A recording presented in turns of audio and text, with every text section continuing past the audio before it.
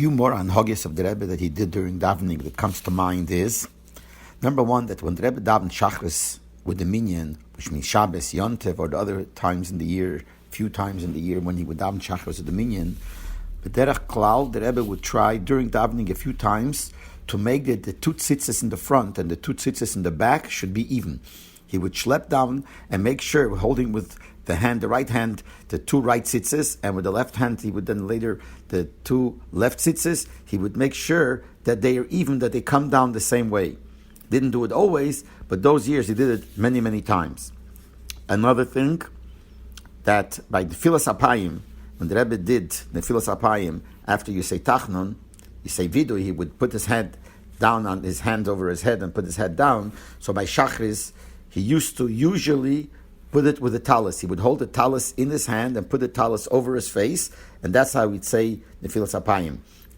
With the right hand, and by Mincha, obviously he didn't wear a talis, he did it over his hand with a sirtuk, because the din is that you can't do it on your bare hand, you got to do it on a beged. So by Shachris, he would usually do it with the talis, hold the talis over his face, and by Mincha, he would just put his head over the hand, put his head down over the hand, with the hand was in the sirtuk, with the sleeve of the hand, so that's doing it over a beged. Another thing which I noticed many times, that when he did it by Mincha, so then he was able to see in the Siddur, the Nefilas Apayim, the capital Tilim that we say, and his left hand was over his head. But he made sure that his left hand was not laying on the Siddur. Because sometimes what people do is that when they look into the Siddur and their left hand is over their head and they're putting their head down, so their hand goes on the Siddur because the capital is on the right side of the Siddur. So you could look into the Siddur and your hand is laying on the Siddur.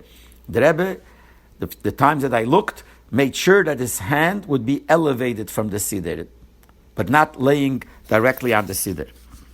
And another thing, Motzei Shabbos, when the Rebbe davened upstairs, his place of davening Motzei Shabbos, as I mentioned many times, was in the beginning of the shul, right by the door to the hallway.